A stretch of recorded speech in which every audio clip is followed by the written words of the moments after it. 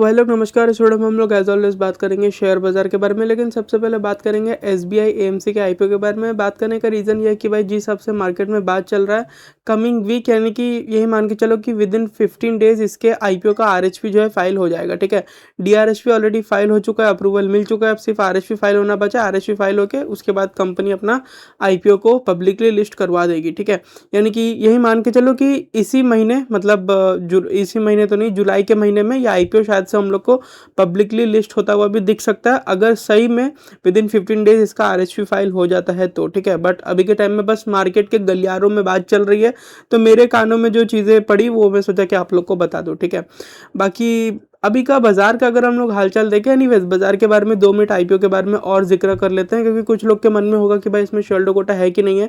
तो इसमें कोई भी शेयर कोटा नहीं है, तो कोई हड़बड़ी करने का दरकार नहीं है। शेयर हड़बड़ी करोगे क्यों, आपको शेयर वगैरह भी लेने का दरकार नहीं है एसबीआई का। ठीक है, क्योंकि आपको इसमें जो है शेयर कोटा नहीं देखने को मिलने वाला।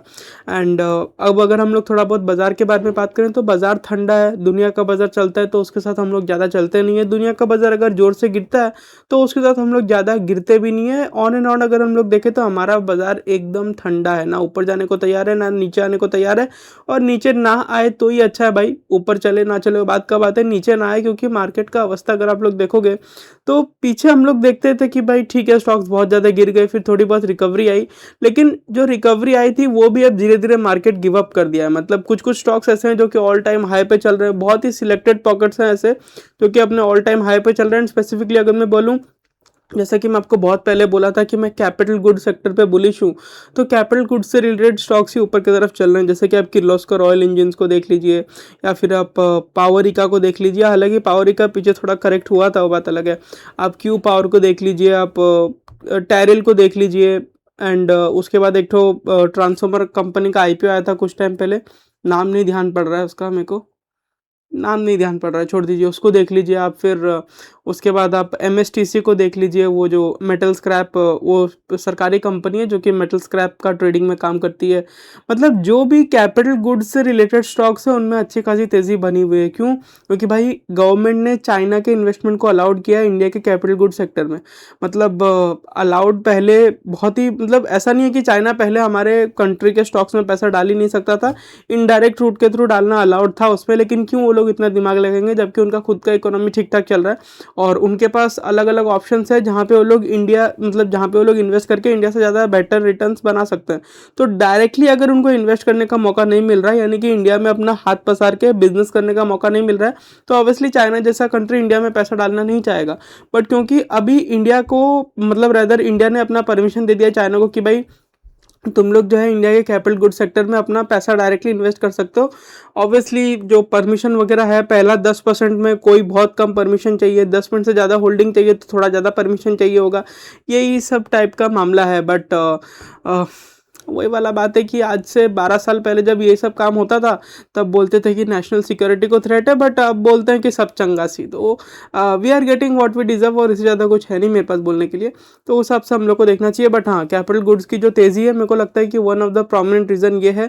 और दूसरा रीज़न आप बोल सकते हो कि जो डेटा सेंटर का एक तो बहुत बड़ा थीम चला है इंडिया में, वो भी हो सकता है। क्योंकि अगर बहुत बड़े बड़े डेटा सेंटर्स बनेंगे तो उनको पावर अप करने के लिए आपको जनरेटर्स लगेगा, जो कि किर्लोस्कर ऑयल इंजन बनाता है, सीमेंस, कमिंस, एबीबी जैसी कंपनीज बनाती है। एंड अगर आप देखोगे तो ये सारे स्टॉक्स ऑलमोस्ट अच्छा कर रहे हैं। बोश, साइंडर इलेक्ट्रिक हो गया, बोश हो गया, ये सारी कंपनीज अच्छा कर रही है। बोश आई गेस इतना अच्छा नहीं कर रहा है, बट साइंडर इलेक्ट्रिक अच्छा कर रहा है। तो जो भी कंपनीज ऐसी है जो कि पावर सेक्टर में काम कर रही है उनका अभी धंधा पानी अच्छा चल रहा है।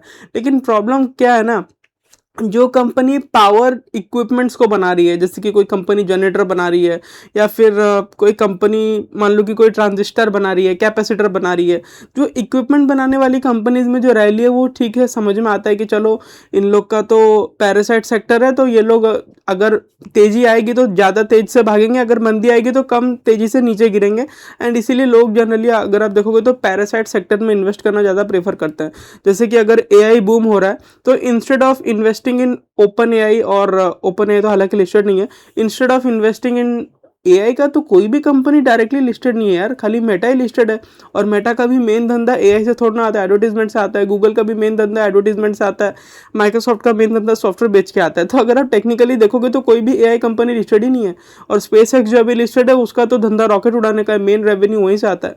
सो हम लोग बोल भी नहीं सकते कि भाई इंस्टेड ऑफ इन्वेस्टिंग इन कोई कंपनी लिस्टेड ही नहीं है तो क्या नाम लें। तो अभी के टाइम में अगर आप मामला देखोगे तो मेरे को जहाँ तक लगता है कि अगर कल को एआई कंपनीज लिस्ट भी हुई ना, ओपन एआई हो गई, एंथ्रोपिक हो गई, भिन्न भिन्न तरीके की कंपनी, अगर ये लोग लिस्ट होकर ऊपर की तरफ चलते हैं, आप देखोगे इनके जो पैरासाइट सेक्टर के स्टॉक्स है, यानी कि अगर एआई आगे बढ़ रहा है तो उसको आगे बढ़ाने के लिए क्या चाहिए, चिप्स चाहिए। चिप्स मतलब वो खाने वाला नहीं, वो जो एनवीडिया जो चिप बनाता है जो लैपटॉप कंप्यूटर में लगता है वो वाला।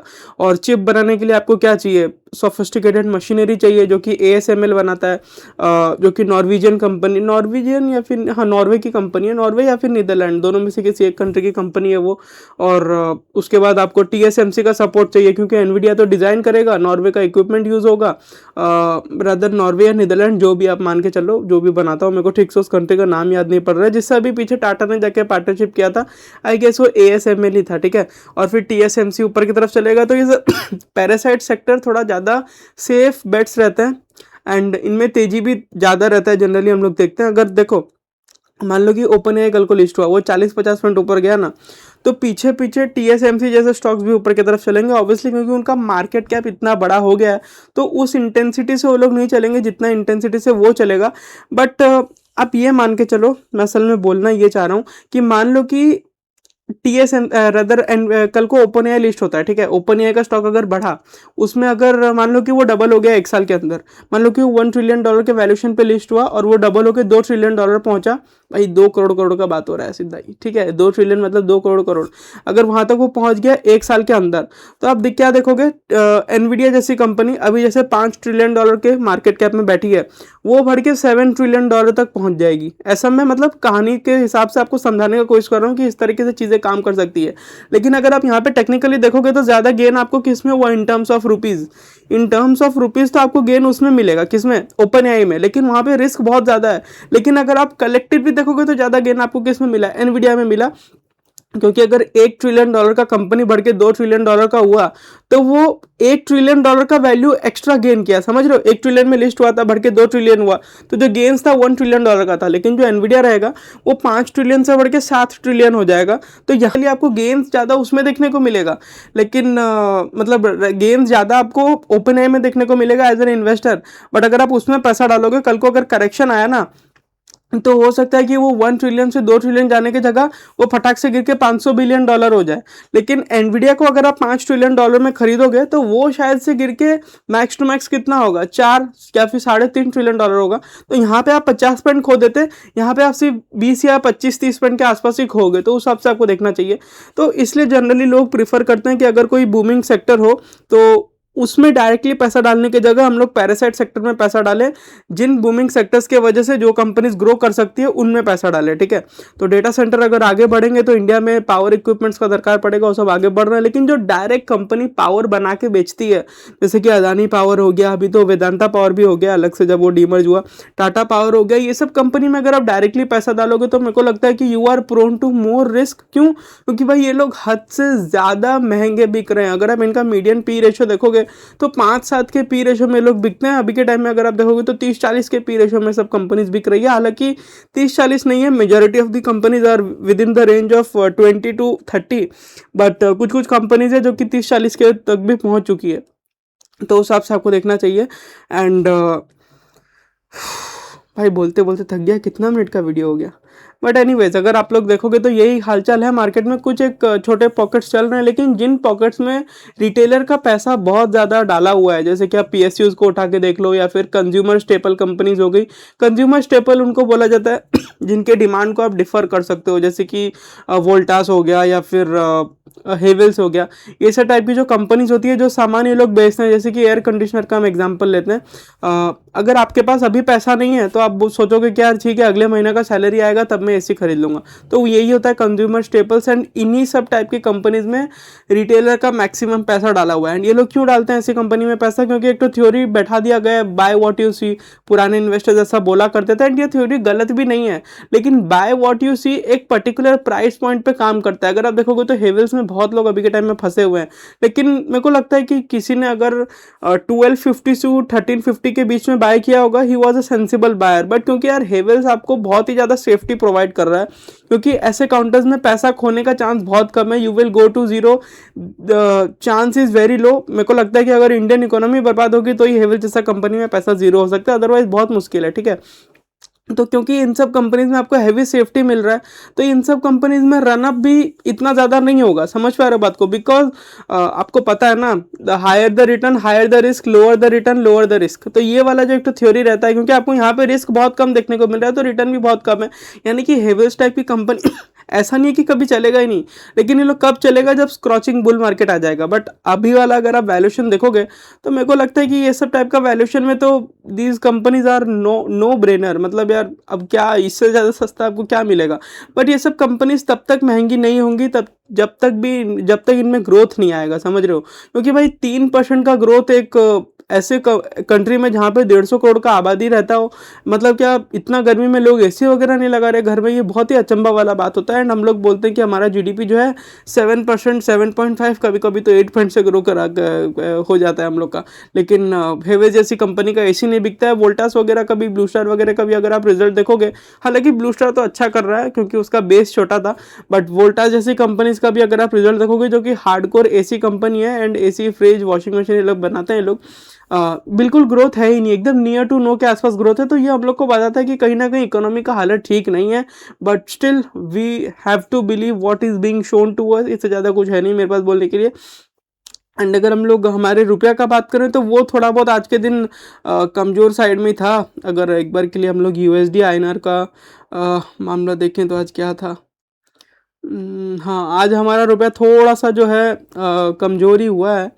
बट नहीं, ठीक ही है, रुपया का मामला ठीक ही है। 94 पे हम लोग बैठे हैं, पीछे 97 तक चले गए थे।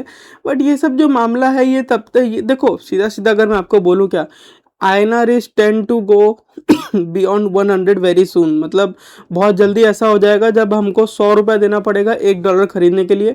और मेरे को लगता है कि अगर एक बार वो हर्डल क्रॉस हो गया ना, तो उसके बाद शायद से बाजार में तेजी आ सकती है। क्यों? क्योंकि भाई एक तो माइंड हर्डल रहता है कि भाई 100 क्रॉस हो जाएगा, 100 क्रॉस हो जाएगा। मतलब फ्रॉम एन FII परस्पेक्टिव, ठीक है, उन लोग को डर लगता रहता है कि भाई अगर हम लोग अभी INR में कन्वर्ट करके इंडियन मार्केट में इन्वेस्ट करते हैं, कल को 100 क्रॉस हो गया तो भाई हमारा वैल्यू तो पड़े पड़े 6%, 7% से गिर जाएगा। तो एक बार अगर 100 क्रॉस हो गया तो उसके बाद वो हर्डल हट जाएगा। उसके बाद मेरे को लगता है कि शायद से FIIs बिना डरे इंडिया में पैसा डालेंगे। बट स्टिल FIIs को प्रेडिक्ट करना हम लोग के बस का बात नहीं है। हम लोग पीछे भी देख चुके हैं।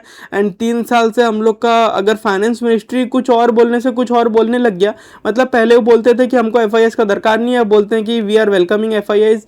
तो हम तो आम आदमी है भाई, हम तो मतलब बेवकूफ़ लोग हैं अगर आप देखा जाए तो उनके मुकाबले। मतलब हमको तो भाई इंसान ने ही पैदा किया है धरती पे, हम लोग तो कोई भगवान के द्वारा भेजे हुए है नहीं, तो वो सब भी बात हो जाता है। लेकिन अगर भगवान के द्वारा भेजे हुए लोगों के दूतों को अगर ये लगता हो कि भाई हमको FII का दरकार नहीं है, एंड फिर ये लग रहा हो कि नहीं नहीं हमको दरकार है, तो हम लोग को भी अब यही सोचना चाहिए कि हम लोग को FIIs का दरकार है, क्योंकि उनको यही लग रहा है। और तो हम लोग को उस हिसाब से सोचना चाहिए, अपना दिमाग को प्रूव करना चाहिए कि भाई कब FIIs का पैसा आ सकता है। मेरे को लगता है कि जब वी विल क्रॉस $100 तभी FII का पैसा आएगा, उसके पहले आना थोड़ा सा मुश्किल है। एंड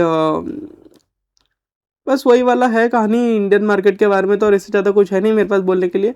एंड इतना ही रखते हैं आज के वीडियो में। आई होप आप लोगों को आज का वीडियो पसंद आया होगा। एक स्टोरी थी मेरे पास कोरिया को लेके, क्योंकि कोरिया में IPO मार्केट को लेके एक अलग ही कहानी चल रहा है। देखते हैं कल या फिर परसों वाले वीडियो में ये कहानी करेंगे, ठीक है। फिर मुलाकात होगी अगले वीडियो में, तब तक के लिए इस वीडियो को लाइक और चैनल को सब्सक्राइब जरूर से कर दे। नमस्कार।